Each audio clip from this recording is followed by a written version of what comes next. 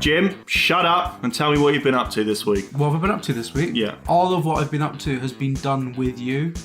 You know other people can listen to this. Oh, yeah. I'm just confused as to why you were asking me that. Like, you know exactly what I've been up to. Stuff. I mean, you know, I've had various meetings with ministerial colleagues and others. I mean, we've been doing work and stuff that we can't really talk about as well. So. Not yet, but it's very exciting. Oh, it's very soon. It's coming. And yeah, we've just been sort of going about the place, going, oh yeah, things are working out. Things are getting really good. Yeah. So frustratingly, we can't say. In fact, this, you know, we'll never be able to say. We should just admit now the whole thing's a front. We're into arms trafficking now. So please don't believe that. No, we're definitely not. We're definitely it was not just doing a joke, that. Jim. It's just This a is joke. like me and my dad were playing Frontier Elite 2, and this was like back in 1994. We both had saves on the game, you know, the space trading, you know. Yeah. And I really loudly said that this had happened like the night before, but I very loudly started talking about how my dad had got into trouble with the police for dealing in narcotics. And my mum and dad were immediately like, you can't say that out loud. Like, don't fucking say that. I remember get fitted up at school being asked to draw a picture of what your dad does. So I was like, oh, my dad's a shoplifter, which I thought meant a forklift truck driver. Neither of which he is. So there's a little tidbit for you. People would believe it, but there's a really obvious joke that neither of us has made. I know. I thought you were going to dive straight into that one. I'm not. No, I've turned a corner. Bullshit. I mean, did every other kid in that class go, well, yeah, so's mine, but I mean, it's not his job. Well. Listen, shut up. I'm going to ask the questions now. Dave, no one cares what you've been up to. Okay? And no one cares what I've been up to. What have you been up to, Bones? What have I been up to? Well, firstly, I've been working. And at this very moment, I'm waiting for the new Hitman. What did you guys do on the weekend, actually? Because I never saw you on that bit. I never saw you those days. Because I did like how we basically spent sort of every waking minute usually in the same room or on the same train. You know, and then the weekend happened and we all just sort of went fucking silence now. Don't want to speak to those guys. Yeah, well, you've got to have that distance, haven't you? Yeah, you can't be fucking in each other's pocket all the time. So what I did is I went to my friend's house on the Friday. It wasn't Dave, was it? No, that sort of it defeats wasn't. The purpose. All yeah, right. and he's got a real Land of the Dead building. It's got a fucking Lamborghini parked downstairs in it. It's not his. And it's got a roof terrace. And I was so excited. It was a lovely sunny day, be able to go onto this roof terrace. Yeah. Nah, then it turned out they lost the fucking key fob in it, so it's in this fucking flat. Gutted.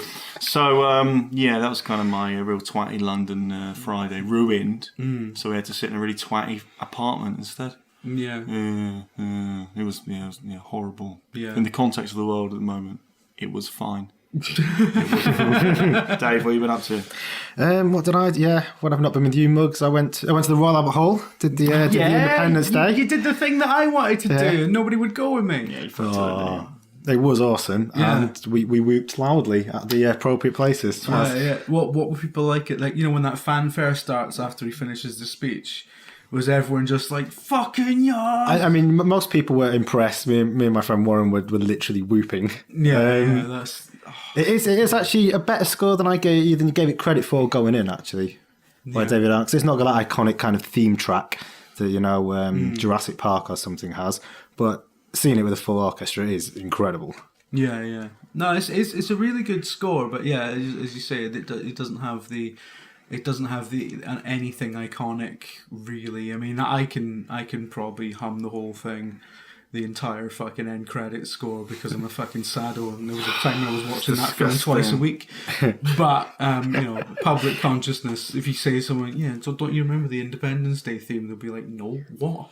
Well, you know what? You're not actually as bad for watching a movie constantly as one of my friends and one of Dave's friends from university who lived somewhere out on another campus, which is quite remote, had a golf course. And he... that is Tory as fuck. That is Tory, innit? All your fucking stories about hanging out with your twatty mates. Yeah, listen. I mean, you'll like the ending of this one if you hate my twatty friends. So, anyway, because it was quite remote and there's no one ever there, he used to give him the fear a little bit. So he would just leave a DVD running constantly. So when he opened the door, it wouldn't be like weird, horror movie stuff. That movie was The Matrix Reloaded. Imagine the mind of a man which runs The Matrix Reloaded 24 hours a day. Anyway, it then turned out that someone actually beat him up in that very room a few months later. Not because of The Matrix Reloaded. But I mean, that would have been a better excuse, wouldn't it? And it would have been a better excuse. And I must say as well, I'm not condoning it all. It wasn't a very pleasant attack. But I will say that a lot of blood went on one of my white shirts there, and I was furious. Because it's so difficult to find a white shirt. I mean, where are you going to get another one of them?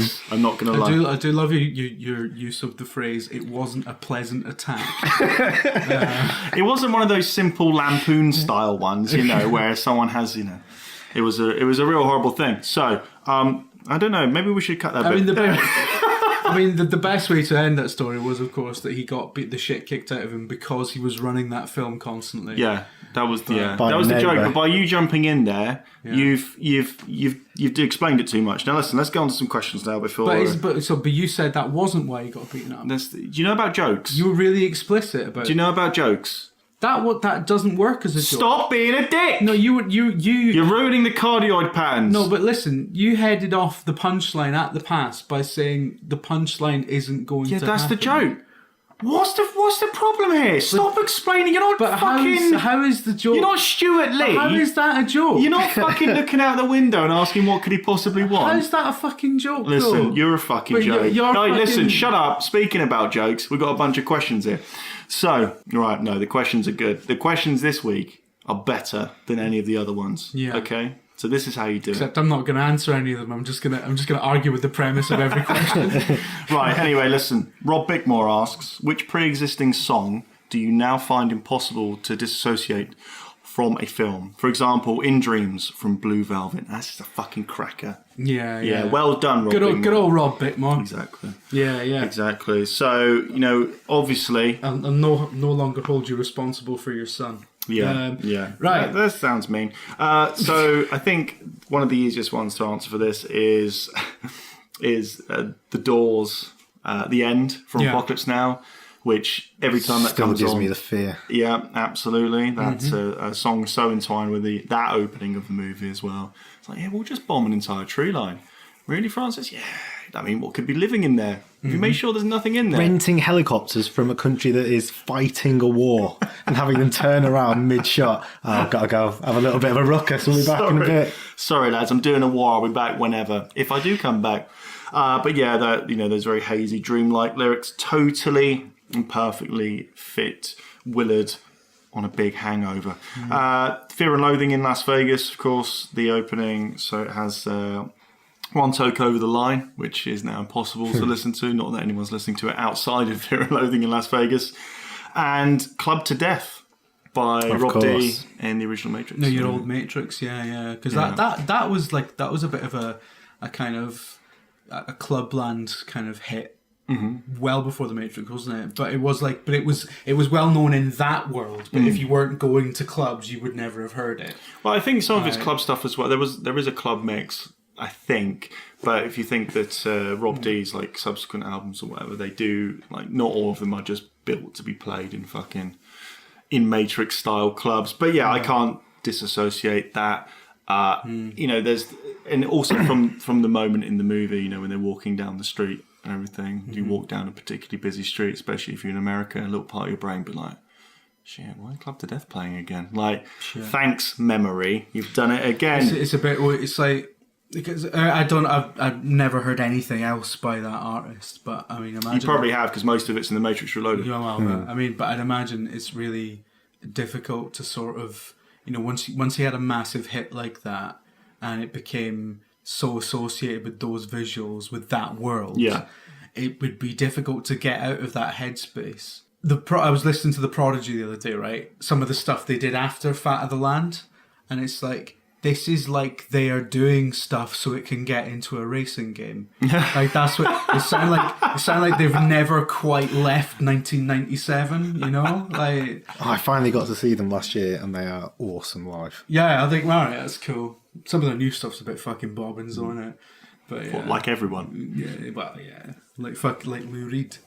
Well, his music. Wow. Obviously, that's where That was a throwback to the train spotting conversation about Lou Reed. No, you fucked it, Dave. Although, I think we should be clear as well. It doesn't have to have been a song which definitely preceded it. Maybe a bit of music that. hang on, he set That's the terms of the question, fucking question. Motherfucker, I set the terms of the question, okay? Right, the question now. What does everyone think about Sam Allardyce? No? Right, anyway, carry on. Well, for me, this is actually a really famous song that Singing in the Rain, which you obviously think was written for the film Singing in the Rain, but wasn't. It was written back in 1929. So obviously that's you think of the Gene Kelly film, but also actually the Clockwork Orange as well, when the Droogs are kicking shit out of someone singing in the Rain. Harold and Maude, the entire soundtrack, which is Cat Stevens. That's one of my favourite comedies. If you haven't seen that, go check that out. Hal Ashby directed. I love that you put it in. There's a very broad box there, a comedy. Like, if anyone knows anything about Harold and Maude... I mean, it's a pitch black comedy, but it's definitely a comedy. It is jet black. Yeah. You know, it's a 20-year-old who's essentially obsessed with suicide and an 80-year-old who's obsessed with life, and it's brilliant. A type of film that, again... You just, I don't think you would get that these days. I don't think any studio would back that. No, Iron Man would be in it, wouldn't he? Iron Man versus Harold and Maude. Yeah, Harold and Maude Civil War. it'd have to be some kind of shared universe thing. Otherwise, they just wouldn't go for it. Yeah. Other stuff, modern's got to be, of course, Quentin Tarantino, Reservoir Dogs, Steelers Wheel. Little Green Bag and all that. Yeah. Fuck me. Pulp Fiction as well. Yeah. Who is that? That is Chuck Berry, isn't it? You never can tell. Yeah. Also, the Son of a Preacher Man. Wasn't that Pulp Fiction as well? Oh, I don't associate that with that that. That's not in my brain. That's not in the association bank. So you struck out there. I'm sorry. Obviously, Bohemian Rhapsody, Wayne's World. I mean, I'm not a film that you have to associate that. The song is obviously so genius that it stands on its own. I think now it's started to... Well, it probably actually it started a while ago, but I think the association's gone now. But certainly... I still slam my head full power when it comes on. I mean, there was a good sort of 10 years where whenever that would come on in a club, everyone would start headbanging. It got to the point where it was like... Gunny no lads, like stop doing this now. Stop doing it. The major one that comes up for me is "Head Over Heels" by Tears for Fears, playing over a bit of a tracking shot in Donnie Darko. They're all tracking shots in Donnie Darko. Quite a few songs though. You can even track the director's career going right out the window in the end credits, right? I just wasn't it. I'm sure because like every time I hear Head Over Heels, I just remember this one kind of sequence from Donnie Darko where I think it's going through a school and Drew Barrymore's there, and those are the images. That's the images. That's the only. So it's fucking school Drew Barrymore and. Those images have permanently burned into my brain next to that song in my head. Couldn't tell you a fucking thing about the film. The film's superb, which actually leads us on to our next question, Steve Burns, which is... Fuck me, you're doing the links now. That segue. Fuck off. Right, Evil Tintin asks, what's your favourite directorial debut? Oh, let me jump in there, Steve Burns. One of them is Donnie Darko. Oh, right. You see what I did there? I got it, yeah. Subtle. Maybe you told me got about away that with before that. this fucking started, you twat. Yeah, I mean, the best debuts, of course. Well, actually, we probably need to be that needs to be a clearer question. Do you mean feature debut? I think it's if you're looking at feature Spielberg, film debut. Yeah? I mean, like Duel, for example, is that made for It's television? a TV movie, yeah. But I still say that's a directorial debut. Yeah, for sure. I'd say so. Duel's actually pretty fucking good. It's like Jaws, but Jaws is a truck. That's There you exactly go. what it is, yeah. So it's like a film that hasn't yet been shot, retroactively, but it's with a like, truck. Yeah, it's Jaws, but Bruce the shark. When Jaws came out, anyone was going, it's like Duel with a fish. Yeah, well, they say this is what he made last, but it's that, but they're in a boat instead of being in a car. Yeah.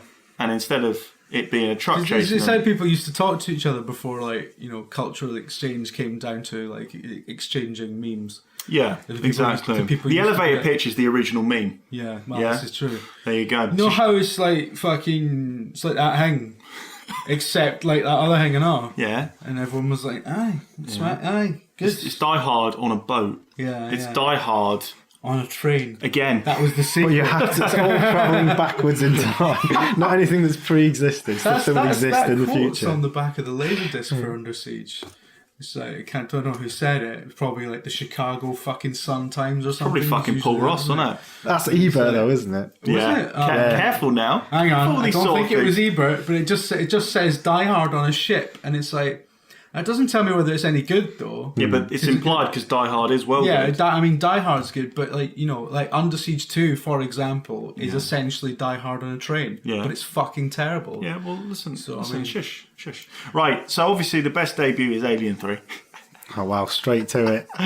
Now, that's a load of shite. Now, this will commence 40 to 50 minutes of me ranting on about... Go and make yourself a cup of tea, go do something. Yeah, if you've got any tax returns or anything, it's fine. No, I don't actually think that is my favourite debut of a director, but I do think that it has its worth. And actually, if you're talking about worth in terms of culture, Jim, the story that it spawned is far more interesting than the film which was made of it, and I think that the documentary on the making of it on the Quadrilogy, fuck's sake, Not a word. is amazing, especially when is it Vincent Ward who wanted to do the one with the wooden monastery planet, and he was saying that Fox had sent him an assistant. And he said, "Oh, she was amazing. She would anything I wanted, she would do it down to the letter." And then he said he got a phone call from someone, and they were like, "You know, she's spying on you. Like, she's everything you ask for, everything you do, she's reporting back to the studio." And he was like, "I'm out. Fuck this. Like, obviously, this isn't a movie. This is one giant power play between one corporation and another." One of the guys, was it Guyler, said, "We didn't set out to make a movie. We set out to make a release date." Wow. They're like, well, that's pretty much it, right? But yeah, Especially off the back of two stellar films. yeah. I mean, everyone knows that I like Alien 3, so we won't bang on about that. But give me some other debuts that you guys have liked, and I'll see what. Was Serenity a Josh Whedon good directorial debut? question. Because he'd obviously directed some stuff before then. He was the showrunner on Buffy. It might be his feature. And I think it was his first feature, wasn't it? Directorial. Yeah. I mean, and I think it's a very, very decent film. Well, he's a safe pair of hands, isn't he? Yeah, absolutely. I think it's a great. I mean, obviously, you have to have really kind of watched this. I mean, I never saw it without seeing the series first, so I don't know what it's like if you haven't seen the series first. But I mean, I thought it was really. I don't know how many solid people were film. going watching that without having come from seeing the series I first. know. I did know a couple of people who went to see it, who hadn't seen Firefly, which. I mean, it should stand on its own. That's what really yeah. annoys me about all the superhero films at the minute. Yeah. It's like, oh, you get that if you read this version that's only available in Japanese. And it's like, well, I've paid money. Make fucking sense in 2 hours that I've given money for. Yeah. That's the thing with Civil War, though, isn't it? That's I think the trailers for Civil War. I remember Burns saying a lot like, "This trailer makes no fucking sense to me because I haven't seen the 5 billion films they've already And I'm fed released." up of you showing me the middle act of a film and then going, oh, if you go rent the other 3 and then invest in this. It's like it's fine to have Easter eggs and all. And it's fine to have little nudges and winks for people who have read the comics or played the video games or any of that. But to make a story incomprehensible unless you know all that is just shite storytelling. So give me my money back, you fraudulent shit. Is my middle of the ground take on that. But going to directorial debuts, mine goes far further back. 1941, John Huston, Maltese Falcon. Certainly not considered his greatest work, but is a real just great film. And then of course 1959, Breathless, Jean-Luc Godard, and the year later Francois Truffaut, 400 Blows, kicking off the French New Wave. I mean, obviously, two of the most influential films, and that translates with Hollywood being so incredibly quick to jump on things 10 years later when Dennis Hopper makes Easy Rider and kicks open the doors for the whole New Hollywood. 70s and New Hollywood, which of course Peter Biskin covers brilliantly. And all, like, a lot of those guys, so it's nice you said that, Dave. So a lot of the guys who you associate with New Hollywood, Hopper aside, like they made movies for, Roger Corman or something. So I think one of Francis Coppola's early movies, like Dementia 13, you've got Targets by Bogdanovich and all of that. And all of the people that you really love, or I really love, their debut is not the thing. Like, because in that era of that 70s filmmaking, it might have been interesting, but it wasn't. It would be different because it was so completely different. Then they wouldn't just, they'd be like, okay, you have to cut your teeth here and there. There are a few other people who just went straight into it, but maybe like a bit later on into the 80s. But yeah, like Coppola obviously wasn't making The Godfather straight off the bat, but it wasn't too far away from his beginning. But do you remember, Dave, in one of our film classes, we saw it's a short movie by Christopher Nolan with The Bug. Yes, yeah. So this is really cool if you've not seen it. So there's a guy in a should house. Be available on YouTube, I think. Yeah, it's got to be. I think it was part of something called Cinema 16 when we watched it on DVD. But it's about a guy and there's a bug in his apartment and he's trying to squash it with the heel of his shoe and he's constantly getting, it's getting away from him. Then there is a twist ending, as it were. It's really cool. It's a short film, so you can check it out. But I think a lot of his early stuff spoke to where he was going to be going. Yeah, absolutely. It's really interesting. It's actually more interesting. His early stuff is much more interesting of following Memento, Insomnia even. And now it's like, I like Nolan's visuals, but I disagree. I find his whole thing interesting. Nah, don't fucking be a dick. Everything that he does. He made 3 of the most boring Batman movies. Yeah, he the made third Batman one's flawed boring. for sure. But... and then he followed it up. What? The Dark Knight and Batman Begins are boring. Nah, Get out. I take Batman Begins over The Dark Knight. I think The Dark Knight. I think Begins is the best of the 3 of them, and I mean, I like Heath Ledger. I like Dark Knight, and then the third one kind of fucks the whole thing. But I think this makes me sound like such a twat, but the Dark Knight is ruined by the people who like it. It's utterly, because it's like fucking. I mean, Game of Thrones is getting there at some point. Actually, no, Game of Thrones was saved by the fact that by sort of season 5, everyone started hating it a bit, and it's like, this is all right. This is cool now. That's fine now. I can get behind this now. It's not like it's not constant fawning. Is that you just being trendy? And you don't like stuff that's popular? No. It's no. It's just that there's a certain kind of attitude with certain groups of fans that you're just like, I can't assimilate. I can't be one of you. I can't like this thing because it makes me one of you, and I can't do it. I can't. Fans of that fucking Batman trilogy, like the big fucking the huge this is the best Batman's ever. This is the only thing Batman should ever be. Is this kind of prevailing attitude? Okay, so that's what you hate about it. It was the only kind of Batman that ever made sense because it was, and it's always the same fucking words because it was gritty and it was dark and it's like it was visceral and right. I'm not going to get carried away. But there's no fucking emotions. The fundamental problem with Nolan's take on Batman, to me anyway, was, the fact. It was relentlessly fucking bleak. And I found very little fun in it, but also there was this nod to being like the realistic take on Batman. This is how Batman would work in the real world. We first started, no, actually wouldn't, because Batman isn't dead. And also people would find out who the fuck Batman was within seconds. We've got the internet now. Yeah. There's no such thing as secrecy anymore. Yeah. All of that fucking. And he just turns back up from the dead in Batman Begins. And they're like, it's okay, you can have the company back now. Yeah. What? Do you seriously you've got to suspend disbelief. No, for but certain not when the it. director is talking about how this is Batman. This is the real. Yeah, but films are life with the boring bit cut out. Shut up. Shut up. Because it was such a thing about realism, it means that you can't use 99% of the rogues gallery because like how the fuck is Solomon Grundy going to work in that version of Batman? Well, it's not, is it? Like, how's the Penguin going to work in that version? Of course, but I mean, they're not in it.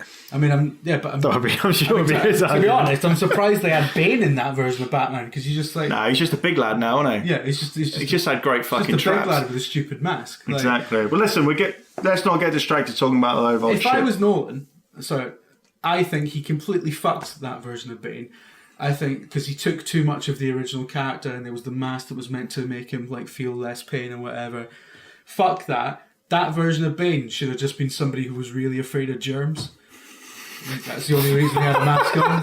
Like, Your version of Batman sounds fucking shite. Batman's like, and Thanks, Batman, Warner. That'll be 200 million. Batman eventually figures out, and he's like, he's the mask, and he's like, no, don't give me the mask. Right, no. Listen, back to reality now. No. Judy Marston asks, why are horror films no longer scary? Are we too savvy, jaded, or has everything been seen and done before? I think you're too fucking cynical. I think loads of things are scary, and people just don't admit it. I don't find most of them scary, but I certainly don't agree with the idea that everything's been seen and done before. I think that we've said that a million times over. Fucking Benedictine monks were saying that. Yeah. So, I think that maybe things have just become a bit sterile. Maybe most of the stuff, there's just a saturation of the same type of film and an over reliance on jump scares as opposed to actually building a sense of dread and horror. Yeah, so when people think about, oh, is there anything new under the sun in certain things, and they talk about horror movies, the things that they remember, those movies that, you know, say the Blair Witch Project, for example, where that kick-started a new vogue for horror, right? Yeah. But, you know, that existed before in movies like The Last Broadcast and that kind of found footage and everything like that. That existed before. It just takes someone to take I think the you elements. always have that. You take it and you reinvent it for the time that you're in. Yeah. I guess that then you've got your kind of home video stuff really kicking off, and so they've taken that handheld style. And VR will be the next big one. If you've played any game, any horror game in VR, that's the new level. That's proper fucking shit your pants. Yeah. Terrifying. Yeah. Because you're in it then, to not use too much marketing speak. Well, I was going to say, I mean, I think video games are not to say that one medium's like better than another, but I think video games are they were the natural kind of next frontier for horror. I mean, you're heading towards the holodeck, aren't we, Jim? Well, absolutely, and VR is just like an extension of that. But like, you know, the fact that I mean, I generally find scary games a lot scarier than scary movies, but just because you've got that investment and you've got that... Until Dawn, I thought was brilliant. So I Until Dawn basically played it the whole way through in one go. Yeah, Until Dawn. In winter, from like 9 o'clock at night through, it was like, oh, the sun's rising. Yeah, and when you realise with that game, when you realise that you're somebody who's meant to be kind of... The way to get through that game is to recognise the tropes and be the director and and embrace them. Yeah. Until Dawn is so fucking good. If you've not played it, get a fucking grip. Anyway, listen. There's a really good Anthony Lane review of Halloween, H20, but he spends most of it talking about the original Halloween. So Anthony Lane is the film critic for the New Yorker. Did you just say Halloween H20? Yeah. That's not what it's called, though, is it? It's 20 years after the original Halloween. Is it? Did you think it meant Halloween Water? Yeah. Is that what you thought the title was? Is it not Halloween H2? I mean, there's enough of them. There probably is a Halloween water out there somewhere. Actually, before we go on that, one of my favourite things about Halloween Resurrection, which follows it. So if you've not seen H20, he gets decapitated. You think that's going to be the end of it? Oh, spoiler. And then it turns out he puts minutes. someone else in the suit. At the opening of Resurrection, I think it's cool. So that was the first one that I saw in the cinema. Well, the first one I was old enough to see. Are you absolutely sure it's not Halloween H2? It may, but I think, it may actually be H2O in terms of that sounds pure. It is 20, the tagline is 20 years later. It's H20, right? But if you say H2O, people think you mean water. Yeah. Okay, so... I totally it never occurred to me before. I mean, I was working in a cinema when that came out, and I just remember thinking, like, oh, right. Is this when you're dishing out your blowjobs again? But fuck me, my water's not that fucking scary, is it? That sounds shite. Oh. But Busta Rhymes is in Resurrection, and and the great moment in the trailer, which is even better in the end, when he fights Michael Myers, and he shouts "trick or treat, motherfucker," and kicks him out of a window. You're like, this is the greatest movie I've ever seen.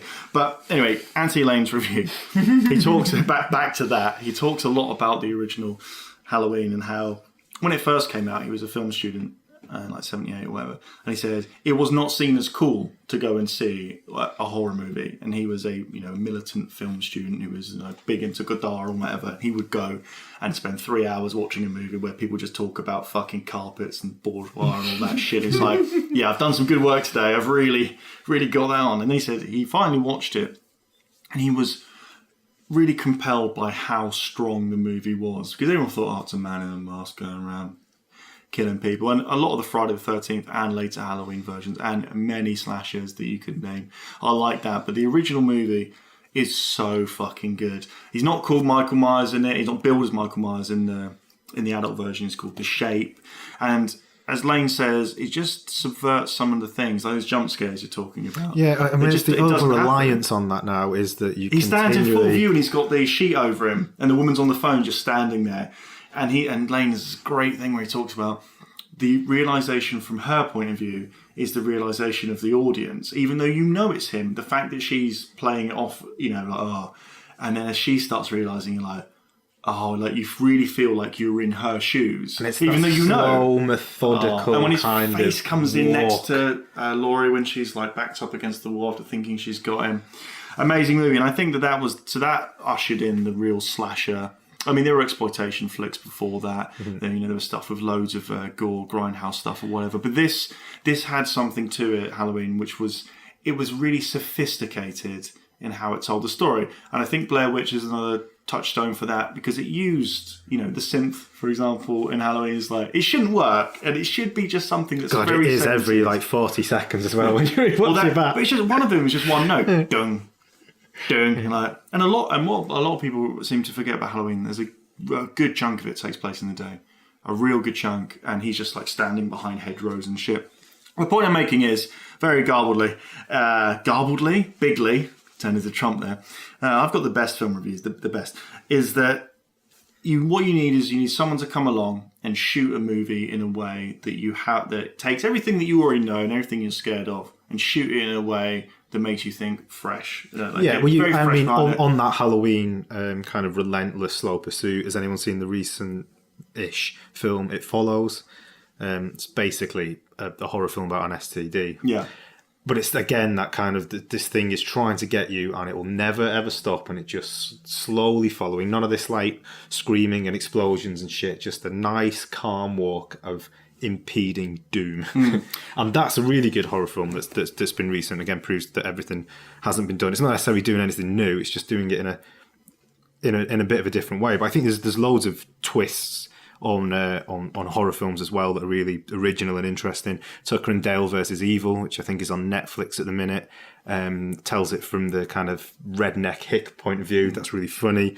Cabin in the Woods was possibly my favourite film of that year, when it absolutely twisted the whole thing. So I think people are still doing fresh things with it. It's just Hostel 2. The first one was a load of shit, but it had a good idea. Hostel 2, if you've not seen it, has is dual perspective. So it's not like the fucking Godfather, it's like the same timeline. It has the backpackers, and it also has the people who pay to do the torturing, and it actually humanises the torturers quite a lot. In fact, more. And that's always interesting. More than you'd think. And yes, I think it's going to be one of those where someone is going to do something. I think It Follows is a really good example, and I also think it's how in horror, a lot of it is down to the movement of the thing. So in The Terminator, which is a horror movie, is absolutely a horror movie with action elements, is that when Arnold starts running, it shouldn't be able, and with its mass, even though I know Arnold Schwarzenegger is a real person, but you just think at that mass, Arnold Schwarzenegger should not be able to move at the speed. That it's anything that's kind of unnatural. That unnatural movement. Yeah. Same with T-1000, but to a lesser degree. Like you expect it, because it's sleek by James Cameron's design, to be able to run like that. But when he starts running and getting up speed, and that fucking stoic, emotionless face, like it never changes. So, yeah, I think VR is the new frontier on that for being really scared, but that's not to say that film won't have someone come along. And a lot of it is technological change. If you talk about Steadicams, absolutely, doing things that video, open the up Ring, whole worlds. VCR, that sort of thing. So yeah, look. But a lot of this comes down to what the difference between suspense and surprise. And horror and terror, which are different. Yeah, absolutely. I mean, there's the very famous Hitchcock thing is, so if we're having this conversation now and under the table there's a bomb and it goes off, bang, that's a surprise. Sure, you've got the initial kind of joy, Steve Burns is gone, but we've lost Jim. Fuck me.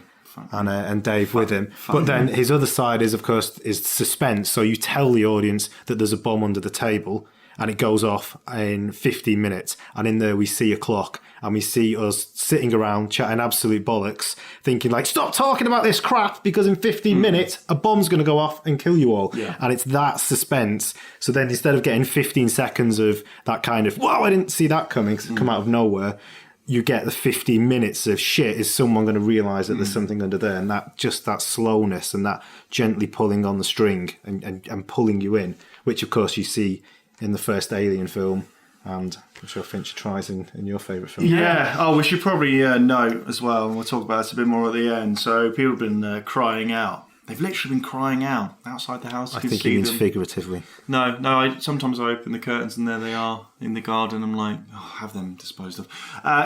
For the director's commentary, or not the director's commentary, from the three of us. So we've decided that we might actually do that because, why not? And the first one will be Alien. Yes. So we're going to talk a lot of shit about Alien, so you can put it on whatever. And so we're going to be playing the theatrical version that comes with the Quadrilogy. Again, not a word, which is the most widely available one. So we'll just press play at the same time and go through that with you.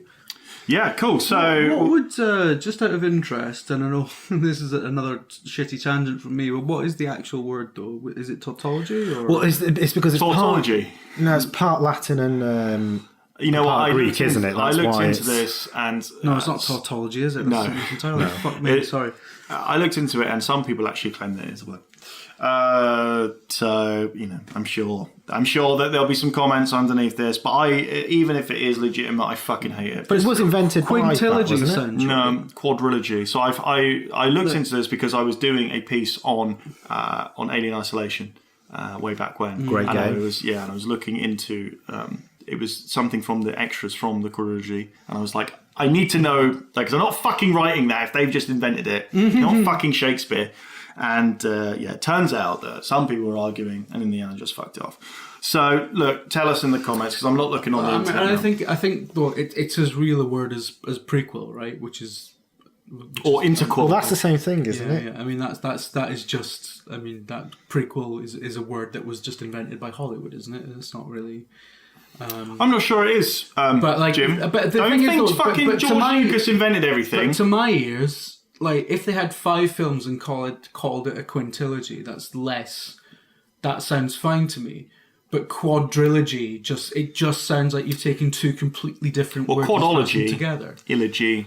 Yeah. Let's not fucking get into this because it's awful. Right. So next question, Foxlin. Right, if you could delete a game series forever, which one and why? So we've had a big fucking argument about this. A big fucking argument. And one of the... That does take up most of our time. Yeah, I know. And one of the things... That's how we get the good work done. That's true. One of the series which everyone seemed to run to was, apart from me, who was right, was Duke Nukem. So, the later Duke Nukem games are fucking crap. Okay? Right? They are crap. Yeah. The original, Duke Nukem 3D. Yeah, we'll talk about the original Duke Nukem side scrollers. In fact, we won't. Fuck them. Duke Nukem 3D is amazing. It still is amazing to this day. And at the time, I don't know why you lump me in on this side of the argument. I agree with you. Oh, come on over, Dave. Oh, look at that. There's your twist. Take that. So, one of the things... I've got no problem with the game. I like the game. Like the original game's fantastic. You mean 3D? Yeah. No, well, not the podgy fucking 2D platformers. Yeah. Those aren't the original Duke Nukem games. Those are just those didn't exist. Those are just. Oh right. So now you're deciding. Those are just the fever dreams of some people who are old enough to remember what shareware is. Oh, Rise of the Triad shareware, we'll baby. Fucking leave it at that. Fucking A. No, but the original Duke Nukem 3D is a great game. Was a great game at the time. Do you remember trying to play it again when they released it on Xbox 360 and being like... I never tried to play it again. Well, the pad wasn't great. So I think maybe nostalgia does tinge it for me. I played it recently, and one of the things about Duke 3D is that in terms of its world building, it still does things today that even its sequels just didn't get right. So yeah, it's really stupid. Yeah, you can fucking shoot a toilet and drink the water out of it and get health. Yeah, you can hit a pinball machine and it go, don't have time to play it myself or whatever. But those things were amazing at the time because the world was interactive. Like in Doom or whatever, you'd spend ages going on a wall and then maybe it would open. That's not a euphemism. But here, like, he would talk to you. I mean, he would talk a load of old shit, but he would talk to you, you know. And also, I was amazed, and this shows that I am old, but you could open cupboards and you could crouch, get in them and close them. So in games that before that claimed to be 3D pretty much in name only, which were essentially 2D games on a 3D plane, to be able to have rooms that were, you know, that Quake also did it in the same year. Yeah. But the fact, for me, this is people think they love Duke because you could open the fucking curtains or whatever on a cinema screen and there'd be a woman in her underwear. What was actually interesting was that you could shoot through the cinema screen. That the world was built was it LA Meltdown as it would be in your own world. So it came to the point where, I'm not saying this is exactly right, but if you thought it should function as it did in reality, it probably would. So if there was an event, you could jump on something and jump into it. You know, if you had a jetpack and you saw something, you'd go to it. And it was the build engine, so it wasn't that great. But yeah, you're absolutely right, Jim. When we talked about this, is that people seem to love it because you could say "shake it, baby" to a fucking this whole is thing. What I'm talking about. That's the angle about it. Is this the same as your Batman angle then? No, people that associate with that element of. Well, yeah, sort of. No. You see, the thing, yeah, it was a great game and it was of its time. And but I think at this point, people don't. I mean, this makes us sound like utter cunts. I don't think people knew why they liked that game, because you just have to look at the sequels and you have to look at the people who defend the last Duke Nukem game, because there's a lot of people who swear blind, like, you know, if you go outside of the bubble and go outside of the press and all that, there's a lot of people who played that game and fucking liked it. And it was like, Duke Nukem's back, and it's like, you know, they talk about how you can draw dicks on the fucking flip chart at the start and whatever, which funnily enough is something that the player does of their own volition. There's nothing to do with the game. You know, you can piss in the toilet. He's got all the quips, but like, there's no. We've now arrived in a world where you know, we've had, like, since the first Duke Nukem 3D and the last one. Between those, we had, like, you know, 3 Elder Scrolls games. Or 2 or whatever, but you know what I mean. It's always about the fucking Elder Scrolls. No. But I mean, like, no. But the idea of having a world that is built on interactivity and a world that feels like a tangible place where people live and work. Yeah, modern gaming is certainly like that now. But the 3D Duke Nukem 3D was it? Yeah. No. But, I mean, is that what your argument is? I think.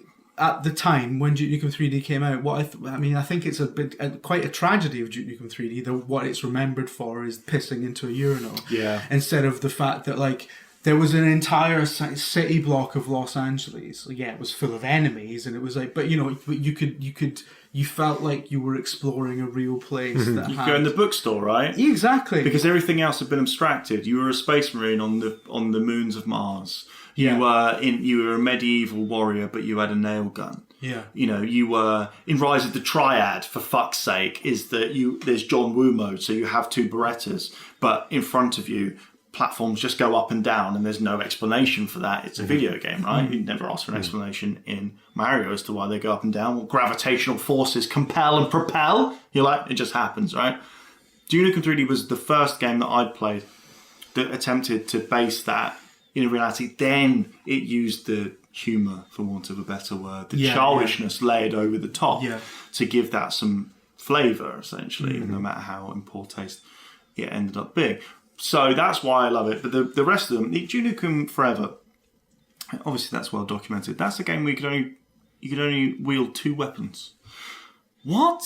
And that's because someone like Halo, you could only have 2 weapons. Whereas in Duke, you could if you're playing on PC, you can just literally switch to your RPG, blow someone up, you do equip, and it all worked together, But everything else in Duke, all the set dressing, all the fucking babes, all the shit, you could get scuba gear in Duke. And I was like, this is the greatest game ever made. It's like you've got to swim under, San Andreas fault goes off, all the buildings are submerged, you've got to get down into the vault of a bank.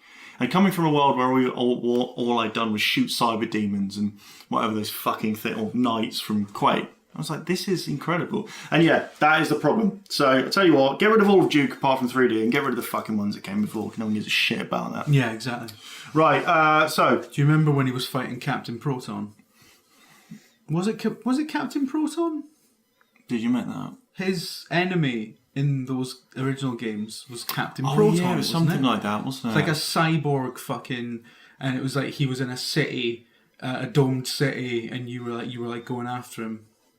Load of old shite. Yeah, fucking terrible. Load of old shite. Okay, so Dr. Mark Sloan. You a doctor? If you are, give me a call. Favourite shot in a film? One of mine is Nicholson looking over the maze in The Shining. Good choice. Go on, Dave. You've not done a lot of talking. Do the talking. I love the motorbike sequence in Talk. The greatest. In Talk, yes. That is exactly where I was going. In Children of Men. I think that is a fantastically directed the escape sequence film. Yeah, when a car comes in front of them, then they have to reverse and get the fuck out of there. I just love the way it's very rare that I watch, and this isn't necessarily the way you have to shoot films. Like when I watch a film, and think, how the fuck have they done that? Because most of the time you figure it out, and then you look on the extras, this whole mechanism that they built. And I think that he's a director who uses that incredibly intelligently. Quite often, sometimes Quentin Tarantino is guilty of this. The camera will do something really fucking cool, but it takes you out of the moment, and you're like, "Oh wow, look at that!" Is that the movie? But in this, it does all this really cool stuff, and suddenly you're 2 minutes and you're like, "Wait a minute, they haven't? How have they done that? They haven't even cut around that." And it's, I just thought that whole film is brilliant for that. Other ones. So, favourite shots, I suppose. One of my faves is a very haunting one. It's the end of The Godfather Part 2. Yes, where Michael Corleone is sitting alone in autumn and alone in his massive fucking cage, basically. Originally that was meant to have a bit more to it. So when you watch it, it appears that so Michael Corleone, if you've not seen it, is sitting in his compound, and it's all gone bad. He's killed his brother, or had his brother killed. He's won. Bad. Yeah, he's won, but his kids are damaged. His wife has had an abortion so that she won't have any more of his children, and she's out of his life. And yeah, everyone that he loved is dead. So his mum's now died. And so, yeah, he's won, but really he's lost. And there's this, it's him, and in that, there's that, shark-eyed Al Pacino at his absolute physical peak, that kind of sitting there, and he's just in these massive eyes, just looking into nowhere. And then there's a slight track in, and you see he's got his hand next to his face, and you can see it's his left hand. You can see he's still got his wedding ring on, and he just it's this kind of realization, well, not even a realization. He clearly knew before. He's just reliving it. And in the original version of that ending, there was to be a bit more of that, and in some of the stills, you can see the wide, because as it's more like a medium to track close for the end, but it's meant to demark the passing of time. So he's got slight grey in his sideburns, and like he's aging. It's the start of the thing which propelled into The Godfather Part 3. Really, that's what they were building on. They never planned that sequel at that point. But yeah, it's really haunting. And people were talking about horror movies. People are like, The Godfather Part 2 does function as a horror movie in that Michael Corleone spends the entire, it's like a nightmare. When you continue running from stuff, but running doesn't get you anywhere. Even though you feel that you are strong, you're not strong enough. And everything you do brings that back around. So everything he thinks he does to save the family ends up killing it. And I know it's a bit strange to call The Godfather Part 2 a horror movie, but that ending it makes sense in that. And that shot is really, really horrible for that reason. Because even though he has crossed the moral event horizon by having his brother shot, you have been asked to identify with him for 6 hours now. And you see, of course, in the parallel structure of part 2, you see his Vito Corleone's rise to bringing everyone together with the family. And even though Michael has done... And the juxtaposition of trying to do the same thing and doing the absolute and it falls opposite. to pieces, even though he feels like that in the scene where he's talking with his dying mother and he says, is it possible to lose your family? And she says, you can never lose your family. And he says, I don't know, times are changing. And then the ending. So for me, that is one of the most powerful endings. That's more to do with the pathos behind it, I guess. But it's a really nice shot and output. It's easy to valid. really overplay it. It'd be easy to give it and give it the little head shake but it's not. He moves his hand in a way, like he moves his fingers, like individually, kind of up and down, as if people talk with their hands, as if he's going to do something, as if there'll be action there. But then there isn't. He just rests it because what can you do in that situation? So it's a scene that I love. Very simple. It's one camera setup, but it just sells the entire theme of the movie in 30 seconds, a minute. Jim? Sorry, I was lost in what you were saying there. Some Star Trek shite. Well, I really liked it when the guy hit his head at the opening of Star Trek 5. But you like a wanna, don't you? I do like a oneer, yeah. I like anything where they do the one take, an extended one take. I mean, Goodfellas has got to be. Goodfellas. There's one great, and it's not a film, but there's one great one in the first season of True Detective. Yeah, that is incredible. The amount of fucking planning. Yeah. And just, because especially, I think you particularly appreciate them as as a filmmaker or anyone who's done any kind of video production, because the amount of planning that takes, and the amount of fixing you do in an edit, like in terms of getting the timing right on a bit of dialogue, or because you shoot every scene from 5-6 different angles, and then you choose the best takes, you choose the best angles, you tighten up all the dialogue, and you even you have people kind of slightly talking over each other in the edit just to make sure that it's there's a lot of stuff that happens on the set or when you're shooting that a lot of the time it's very stop start, and you don't actually get any of the punchiness until you get it into the edit. So it's really impressive, and it's really, really exciting when you see a sequence that has no cuts, that it's just one big camera move, whether they faked it or not, because they're getting really fucking good at faking it these days as well. But it's fine, and also the important thing there is that is relevant to the way that they're telling the story, and it almost tricks you, because it's very stationary for a bit whilst they're having just a conversation in the kitchen, and then suddenly shit kicks off and it's following them. You're like, oh my god, this is still that same shot, and it goes on, I think, for 5 minutes or something. Yeah, so you've got helicopters and fence climbing and raids. It's brilliant. It's absolutely mad, and and some of them are so impressive when you think about the how many rehearsals they had to go through, and you kind of think as well, especially when there are really some of these are 8 minutes long, some of these big one takes are some of them sometimes it's the entire film, and especially these days you do have a few examples where the entire film is one take, which is mad. But you think to yourself, but what if someone fucks it an hour and 20 minutes in? Do you have to go back and start again? Well, rushing off. Or do you kind of go, listen, we'll put a wee dissolve in there, nobody will notice. Not if that's the entire premise of your film. That's a one take. There are ways of faking it, but I think when it comes to shots, one of the things that doesn't enamor me to it is the stunt one.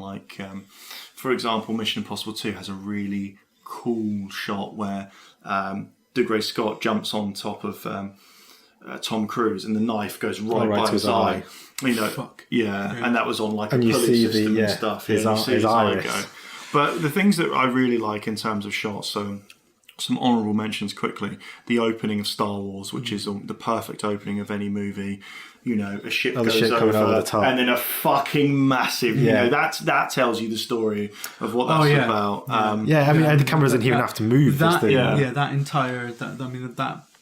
So parodied and seems so cliche now because it's been done again and again since. But that tells you everything you need to know about that film. That's the movie, right? That's the movie. The big guys versus the little guys. I should say as well, we're talking about opening shots. I forgot to actually say what mine was, which because I started talking about one takes. It's the one take at the start of Serenity, which I love. I think it's the very first shot in the film, but it goes from the bows of the ship through the ship and reintroduces people to the crew, and then out to the cockpit, and obviously this isn't one long take. It's obviously been stitched together from various elements, but it looks like one take.